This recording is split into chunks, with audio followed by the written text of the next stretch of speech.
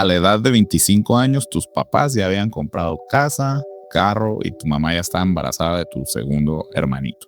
Y tú apenas si puedes pagar la renta. Ese contraste no es un meme ni una exageración, es la realidad de dos generaciones que jugaron con reglas muy distintas. En los años 80 y 90, un salario promedio alcanzaba para mucho más que ahora. Una vivienda, la educación de los hijos, incluso un poco de ahorro alcanzaba en aquellos años. Hoy ese mismo salario apenas alcanza para sobrevivir, entre renta, transporte y deudas. Miremos algo tan simple como la tortilla. En 1990, con un salario mínimo podías comprar casi 50 kilos.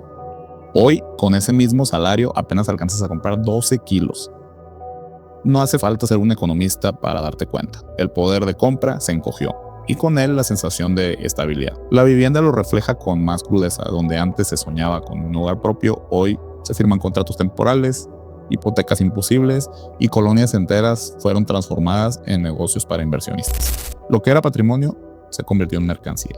Y entonces surge la pregunta inevitable: ¿por qué a los millennials les alcanza menos que a sus padres? Y no es que los millennials seamos flojos, caprichosos o malos administradores.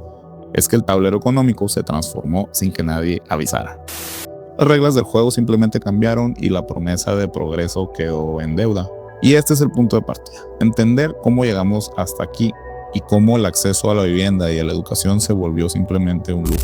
Y por qué la sensación de estar atrapados no es casualidad, sino consecuencia del sistema. Sean bienvenidos a un episodio más de The Cosmic Wanderers. Hoy vamos a hablar de esa herencia rota, de cómo pasamos de crecer con la promesa de progreso a vivir atrapados en un presente hipotecado. La vivienda, del sueño al lujo. La vivienda solía ser el corazón del progreso. Tener casa propia era el símbolo de que lo habías logrado. Hoy, en cambio, la casa parece cada vez más un lujo y en algunos lugares casi una fantasía. Para entenderlo un poco, viajemos más atrás. En los 90, en Estados Unidos, una casa costaba unas 3 veces el ingreso anual promedio de cualquier familia. 3 años de salario y podías aspirar a tu propio techo. En 2022, esa misma relación ya se había disparado a más de 5 veces. En solo una generación, la vivienda se alejó del bolsillo de la gente. La crisis del 2008 fue punto de quiebre. Lo que pasó suena complejo, pero en realidad es un poco más sencillo. Básicamente, los bancos dieron créditos a casi cualquiera, incluso a quienes no podían pagar. Y así, empaquetaron esas hipotecas como si fueran fichas de casino y las vendieron por todo el mundo. Cuando la gente dejó de pagar, esas fichas simplemente se volvieron basura y el castillo de naipes se vino abajo.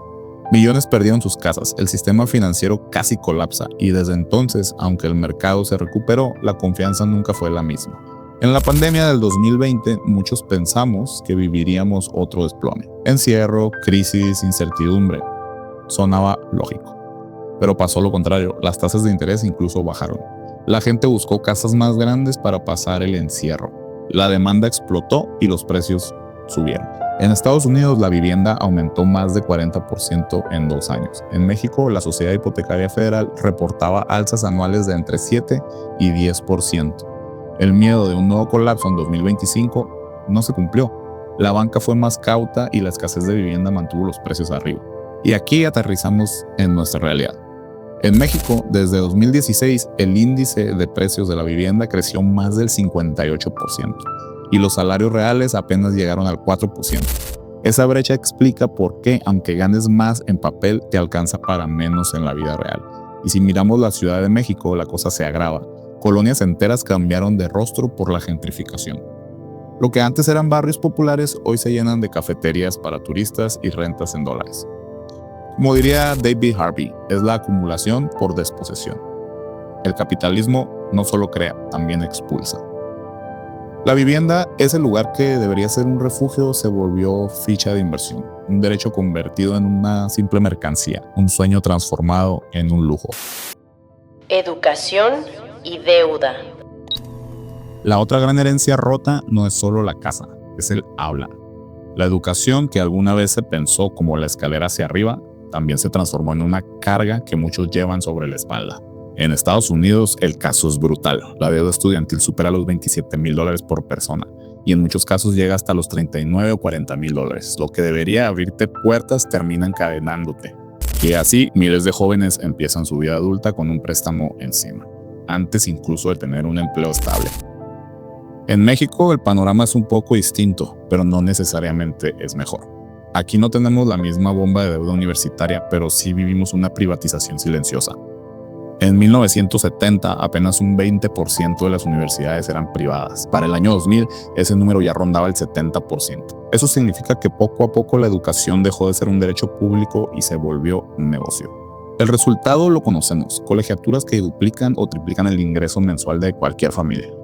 Jóvenes que trabajan medio tiempo solo para poder pagar su título y egresados que tras años de esfuerzo consiguen solo sueldos de 8,000 a 12,000 pesos, que se evaporan en renta, transporte y deudas. La educación dejó de ser la promesa de mobiliario, ahora es más parecido a un peaje. Pagas caro para pasar y cuando cruzas, el camino no es muy distinto al de quienes no pudieron pagar. Y créanme, es duro admitirlo, pero hoy un libro universitario tiene más en común con un producto de supermercado que con un derecho colectivo. Ya no se abre, se compra.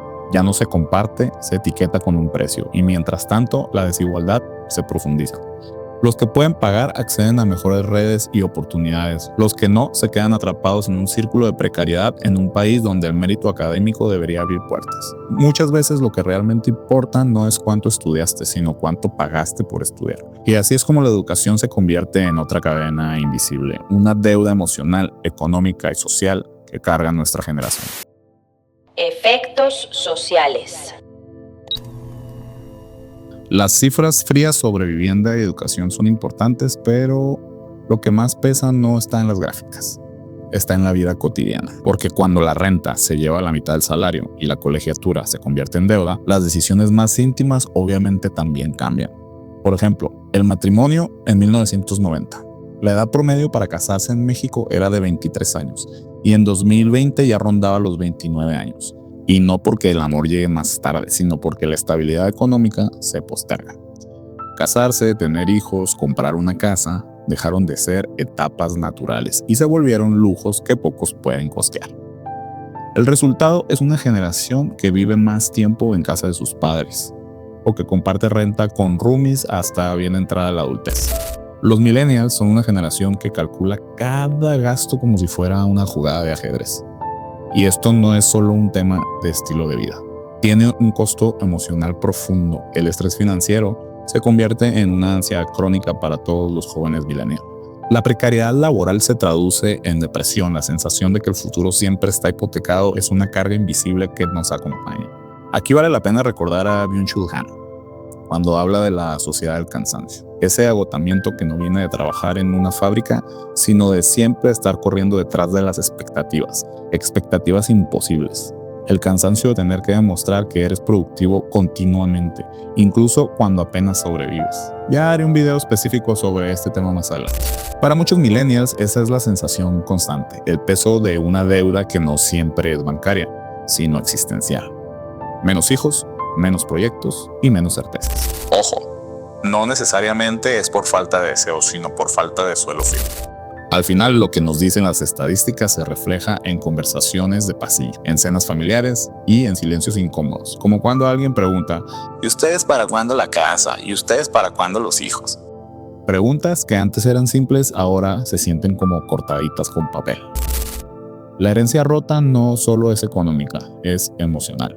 Es esa sensación de estar jugando un juego donde nunca se repartieron suficientes fichas. Acumulación por desposesión.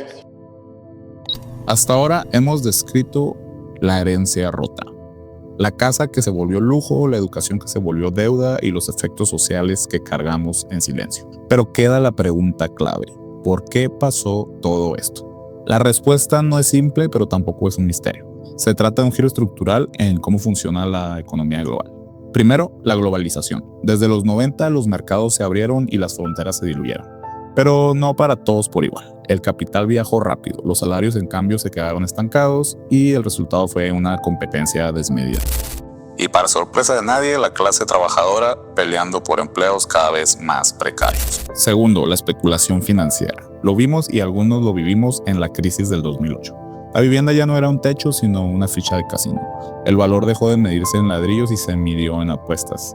Ese mismo patrón se repite en México. Desarrollos enteros que no piensan en familias sino en los inversionistas, en las rentas temporales y en el Airbnb.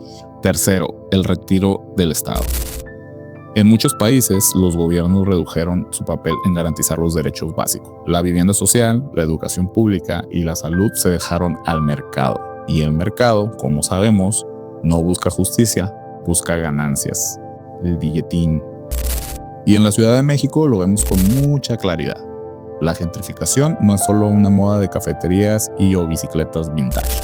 Es una forma de expulsión y desplazamiento de personas. Vecinos de toda la vida obligados a irse porque su renta se triplica de un año a otro. Colonias completas convertidas en vitrina turística, mientras los locales apenas pueden sostenerse. David Harvey lo llamó acumulación por desposesión. El capitalismo no solo crea riqueza, también la concentra arrebatando lo que antes era común.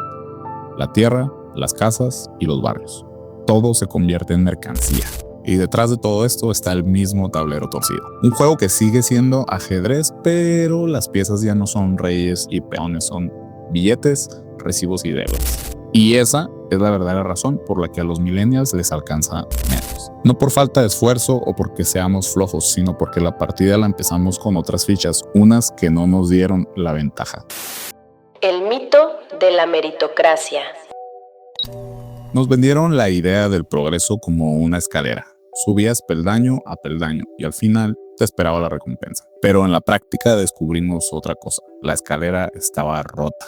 Algunos escalones faltaban, otros se alquilaban y unos cuantos estaban reservados solo para quienes podían pagar. Ese es el mito de la meritocracia. La promesa de que con esfuerzo y disciplina todos llegarían arriba, a la cima.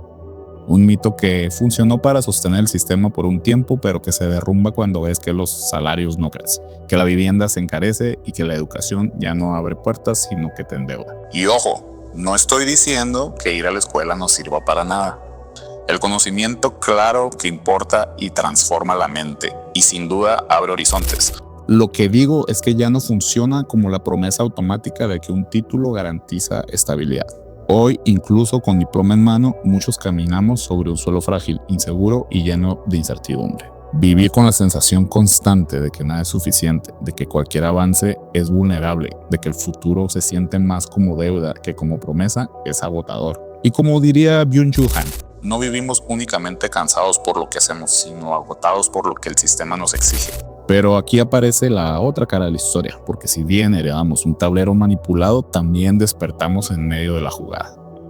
Ya no somos una generación perdida, sino una generación que empieza a reconocer el truco y que entiende que la inseguridad económica no es un fallo personal, sino un diseño colectivo. Y en ese reconocimiento hay fuerza. El cambio no nacerá de un bolsillo, sino de la conciencia compartida, de mirar a nuestro alrededor y ver que la fragilidad que sentimos no es individual, es común, y lo común cuando se nombra puede convertirse en resistencia.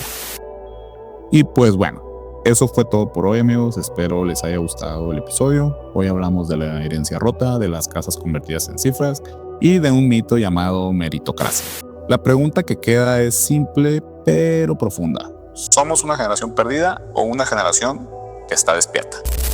Esto fue The Cosmic Wanderers. Si les gustó el episodio, dejen su comentario. De verdad me gustaría leerlos. Quiero que me dejen ahí lo que piensan. Si no les gustó, también dejen su comentario, tiren hate, lo que sea. Quiero aclarar que el contenido de este canal no tiene intención de imponer ningún tipo de creencia o ideología. Es más un espacio y un ejercicio para la reflexión, para cuestionar y para compartir ideas.